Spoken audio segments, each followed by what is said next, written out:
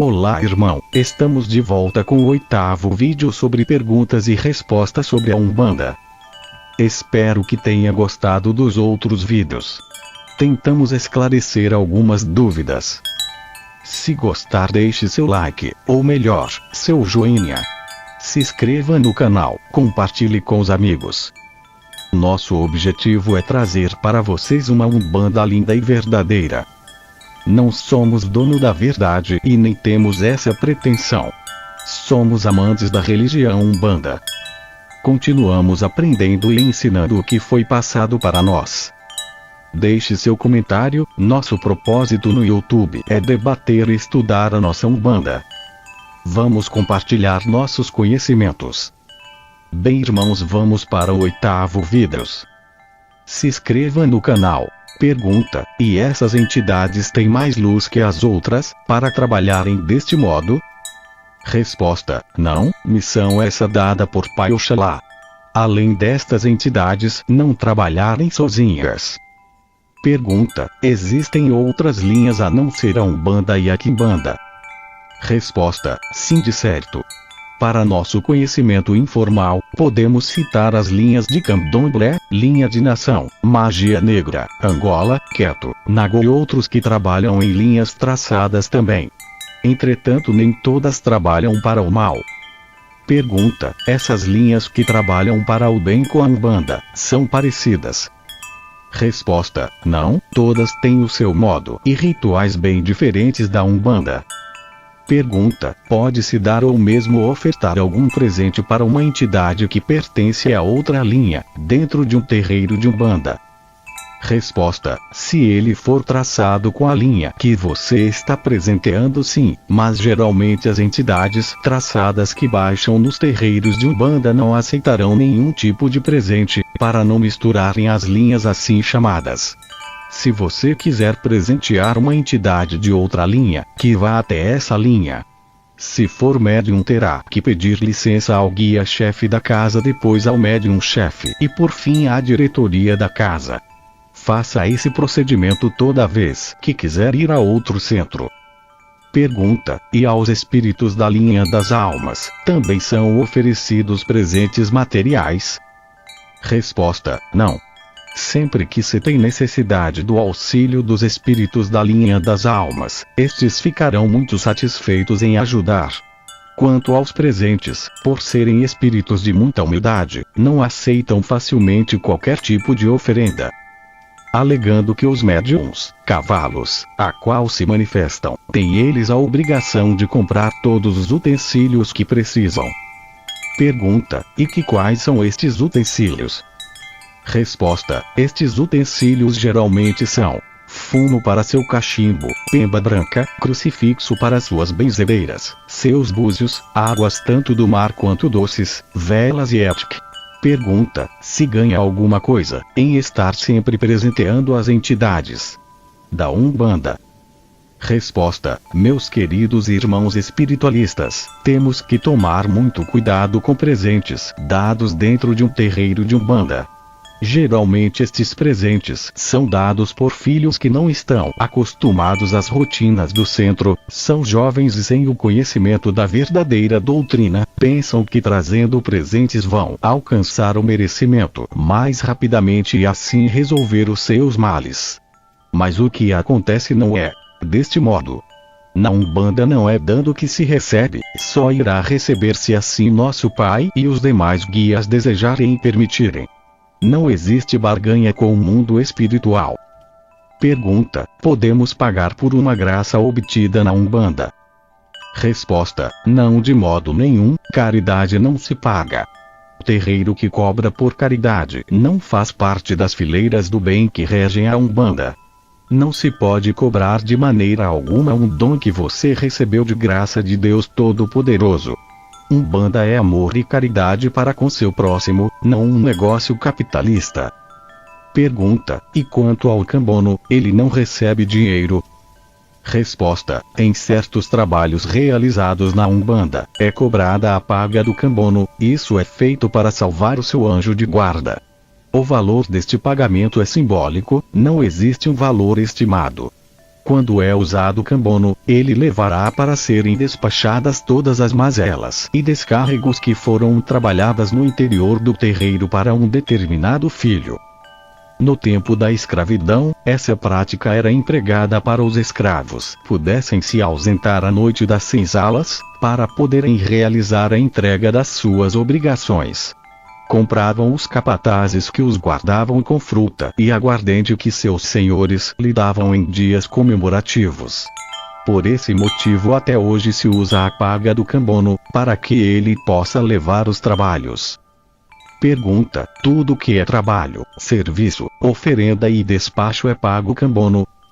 Resposta: não, o cambono só é pago em trabalhos de descarrego. Em outros casos não existe de maneira nenhuma qualquer tipo de recebimento por serviço prestado.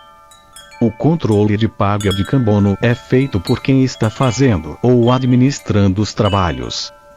Pergunta: os trabalhos espirituais são administrados por quem dentro da Umbanda? Resposta: todos os trabalhos dentro de um Gongá só são feitos com a autorização do guia-chefe da casa. Quem os prepara, geralmente é um preto, velho, chefe de gira qual em nome das entidades realizam os trabalhos espirituais. Pergunta: os pretos, velhos, são representantes diretos dos orixás? Resposta: certamente, com a sua humildade e sabedoria na doutrina, sabem como ninguém administrar qualquer trabalho de qualquer orixá. Na Umbanda os pretos, velhos, são muito importantes para o desenvolvimento de um terreiro. Suas ordens serão sempre respeitadas e obedecidas dentro de uma sessão de Umbanda. Pergunta: os povos das almas também trabalham em descarregos? Resposta: sim, em nome dos orixás, eles podem realizar trabalhos de descarrego e com a autoridade que lhe é dada poderá intervir se algum espírito menos iluminado não obedecer. Esse será levado aos orixás a qual os pretos velhos representam para serem advertidos seriamente. Pretos, velhos, têm o poder de decidir qualquer assunto dentro do terreiro.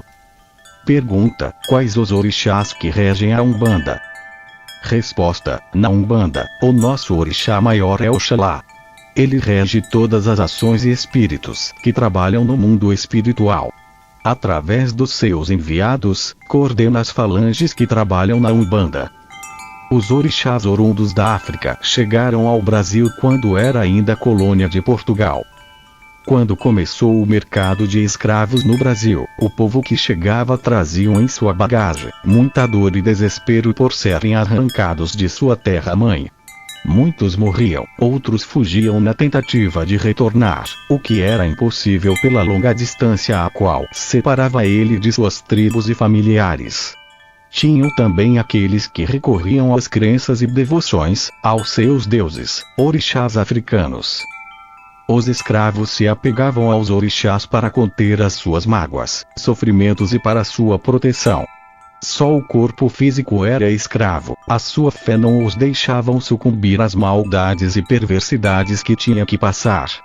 Para tudo tinha um significado e um orixá que rege o orixá maior que comanda tudo e todos, representado por Oxalá, orixá-chefe de todos os demais orixás. Nanamburuque, orixá de idade e sabedoria. Senhora Iemanjá, dona das águas salgadas. Mamãe Oxum, orixá das águas doces.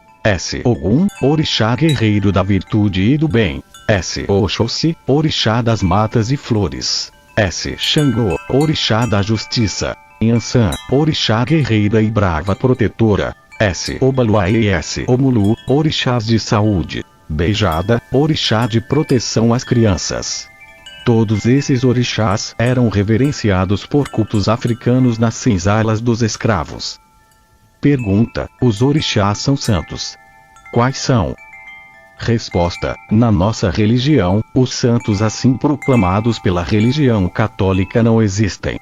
Na Umbanda os santos são espíritos com uma grandeza de luz e perfeição os quais nos ajudam e guardam.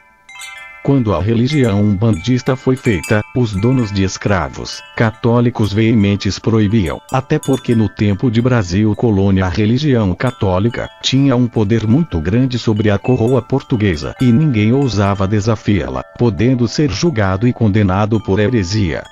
Portanto, as sessões mediúnicas eram bem restritas no começo.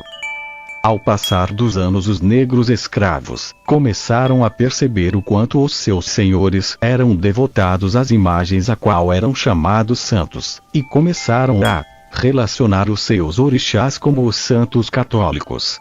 Usando a história de cada um destes santos, foram comparando-os com os seus orixás africanos.